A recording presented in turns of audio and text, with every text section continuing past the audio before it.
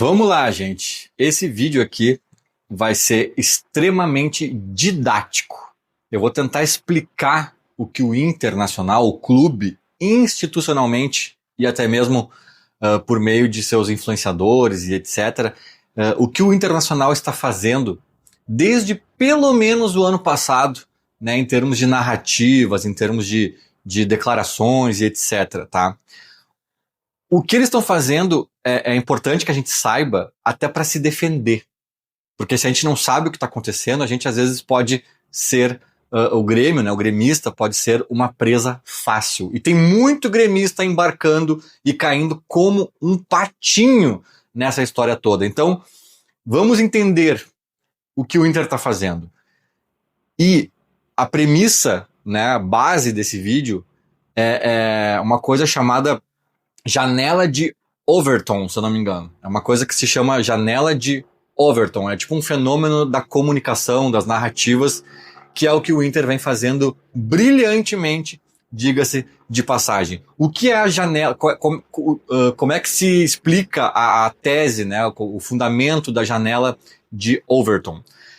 É um recurso muito utilizado por políticos, geralmente, né? E aqui não vem ao caso de qual ideologia, né? Mas geralmente extremistas, geralmente políticos com opiniões mais controversas, mais radicais, né? E por que eles usam desse recurso? Porque a opinião pública, né, o bom senso, digamos assim, ou o senso comum, melhor dizendo, ele está estabelecido dentro de uma janela. E aí a janela de Overton, ela explica que esses políticos empurram a percepção pública para um outro quadrante, para uma outra direção. E assim, esticando uma corda lá na frente, eles conseguem avançar algumas casinhas e mudar a percepção pública sobre o assunto em questão. Eu vou dar um exemplo bobo, tá? Um exemplo rápido aqui, para ficar um pouco mais claro. Vamos supor que tem uma ideologia política, uma corrente política que defende a tese de que idosos acima de 80 anos não devam mais sair de casa. Temos que proibir os idosos acima de 80 anos de sair de casa porque isso gera custo aos cofres públicos, né? Os caras caem na rua, se machucam e sofrem acidente, pegam virose e aí vão ter que recorrer ao SUS e não sei o quê. Então é o seguinte, cara, vamos proibir os idosos acima de 80 anos de saírem de casa. É um absurdo, né?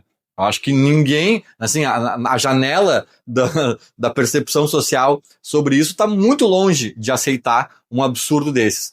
Só que daí tu imagina que tem uma corrente política que fica um ano debatendo isso e batendo nessa tecla. E daqui a pouco tem uns influenciadores políticos conceituados, o William Bonner fala sobre isso no Jornal Nacional e diz, não, mas realmente tem um sentido, porque o custo público com esse pessoal aí poderia ser revertido em educação e não sei o quê. E aí cara, o que era uma doideira num primeiro momento começa a entrar num discurso público de uma forma contundente.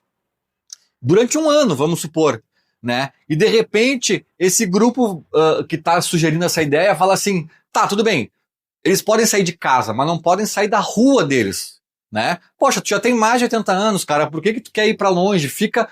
A gente permite que tu ande na tua rua. Cara, muita gente ainda vai dizer que é um absurdo, mas imagina, cara, o direito de ir e vir, a liberdade do cara de sair, se ele tiver 82 anos e quiser ir para Paris, deixa o cara ir, né? Quem é o Estado para determinar isso? E aí a discussão vai se ampliando, tá, mas não era para sair de casa, agora os caras já estão permitindo que saia da rua, e de repente alguém diz assim, tá, mas vamos lá, vamos ser mais razoáveis, então eles não podem sair do bairro deles, mas eles tem a liberdade de andar por todo o bairro, frequentar as lojas, visitar o vizinho. Vamos deixar os caras andarem pelo bairro deles. Poxa, tu tem mais de 80 anos, cara. O que tu quer sair do teu bairro? Fica aqui, te limita a essa circulação básica. Aí muita gente ainda vai dizer, gente, parem, não é uma questão de bairro ou rua, é uma liberdade, não podemos cercear. No fim das contas, cara, nesse meu exemplo maluco, hipotético, seria muito possível que lá na frente aprovassem uma ideia de que eles não pudessem sair da cidade. Tá bom, o bairro tá, tudo bem. Então tá, cara, então não pode sair da cidade, tá? Fica na cidade, não sai daqui, não causa problemas. Tu tem mais de 80 anos, a cidade tá de bom tamanho para ti, né? Aí é o seguinte, se for uma cidade muito pequenininha, com menos de 5 mil habitantes, a gente deixa aí para as cidades fronteiriças, para ir num médico, para fazer alguma coisa, tá tudo certo, a gente vai aqui. Cara, e aí a ideia de não permitir que pessoas com mais de 80 anos não saiam da sua cidade, que se fosse sugerida diretamente, seria rechaçada sem nenhuma chance de aprovação, ela começa a ter uma chance a partir do momento que a corda foi esticada para não deixar sair de casa. Vocês entendem? Né? Eu vou dar um exemplo do futebol aqui para tentar botar as coisas mais no nosso universo. Imagina que alguém diga assim, ó, gente, é muito difícil e caro manter a grama da arena, manter assim a qualidade dela, ficar botando energia elétrica ali para botar luz e água e agrônomos e não sei o que. Cara, não dá, é inviável, né? O Grêmio gasta muito com isso. Seria mais vantajoso a gente transformar a arena numa grande piscina.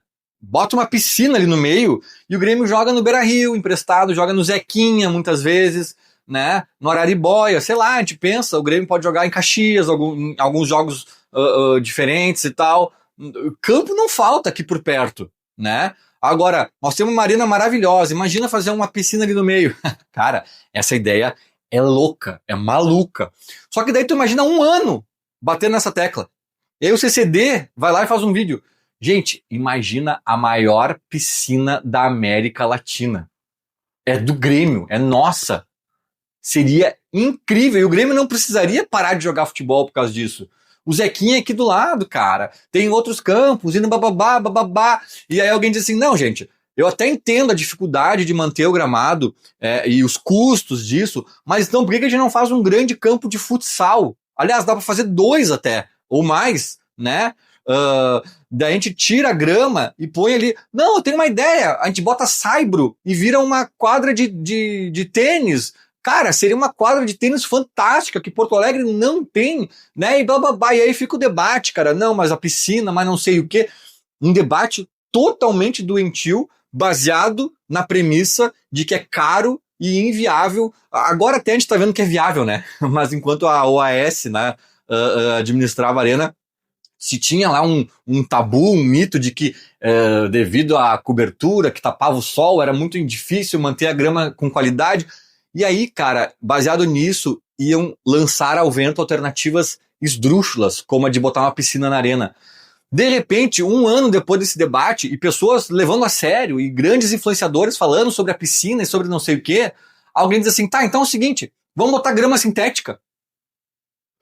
Aí todo mundo que estava horrorizado com a piscina e com não sei o que vai dizer assim, ah, tá, não, ufa, graças a Deus veio uma ideia que faz um mínimo sentido. Não, grama sintética sim. Ah, é difícil manter a grama natural com qualidade e tem que gastar muita energia elétrica, não sei o que. Não, grama sintética sim, cara, a grama sintética ia ser aprovada, assim, ó, sabe?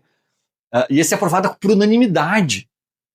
Agora, se tu chega direto e fala assim, gente, vamos botar uma grama sintética ali na arena? Ah, não sei não.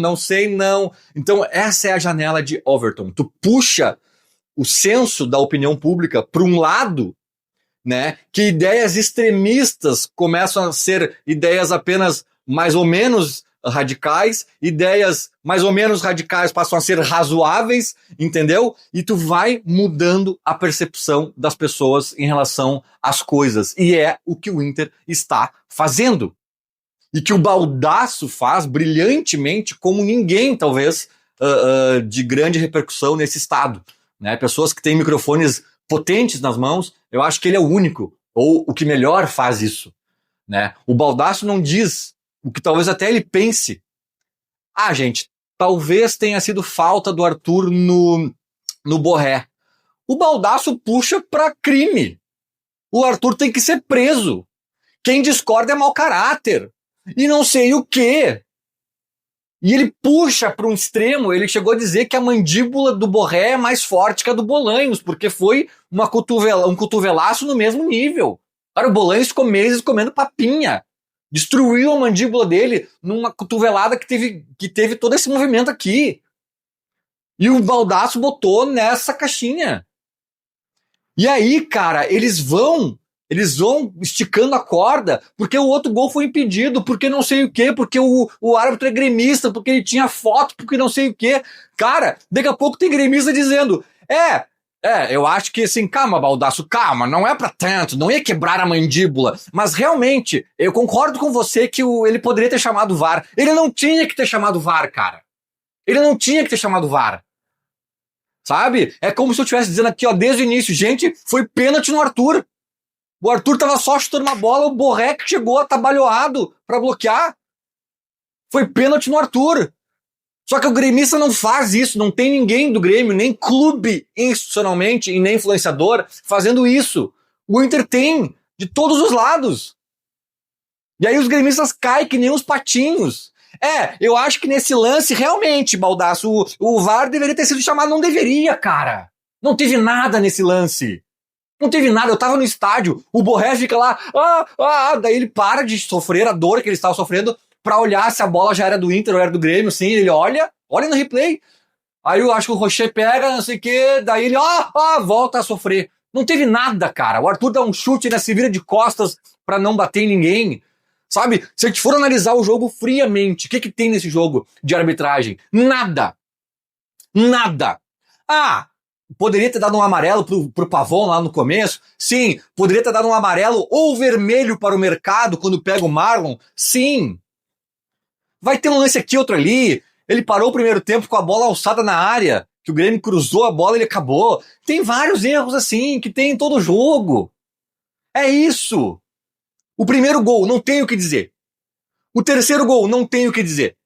Aí no segundo gol eles tentaram inventar uma falta que foi lei da vantagem. Aí quando eles descobriram que a regra não permitia a alucinação deles, mas então tá. Se a lei da vantagem explica, vamos tentar achar outra coisa.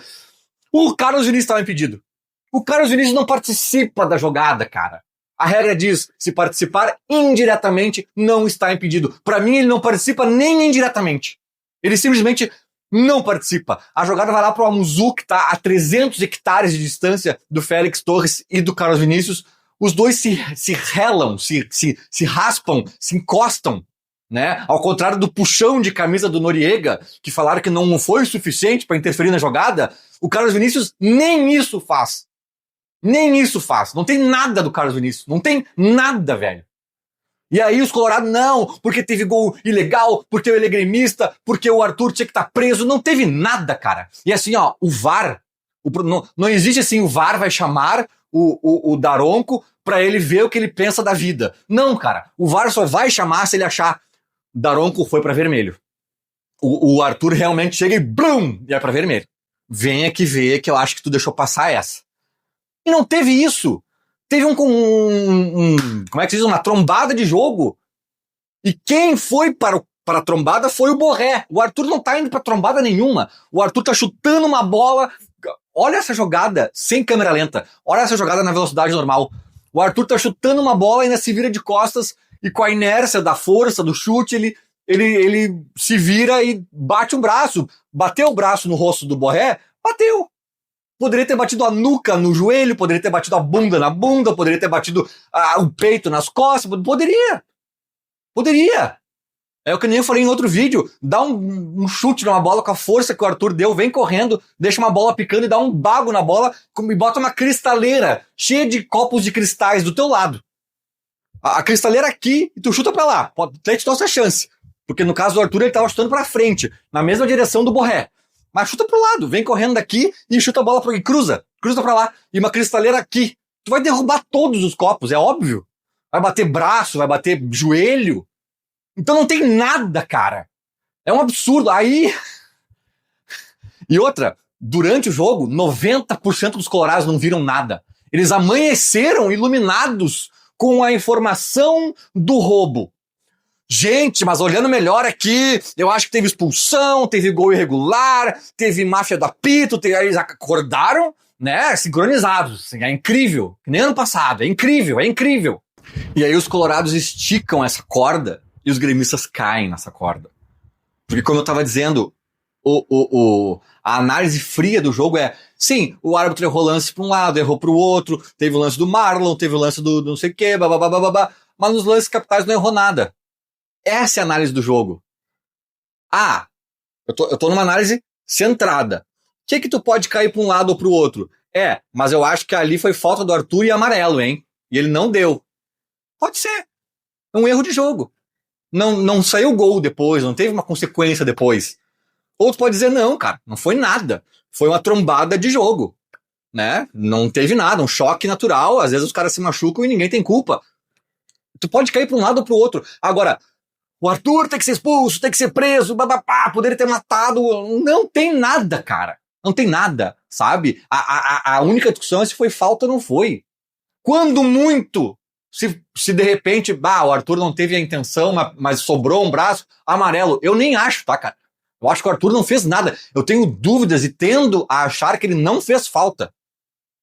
Né? Eu repito, se ele não vira de costas, se ele só simplesmente dá o chute e segue reto com o movimento que o corpo dele naturalmente estaria fazendo, sem tentar se virar para se proteger, é pênalti.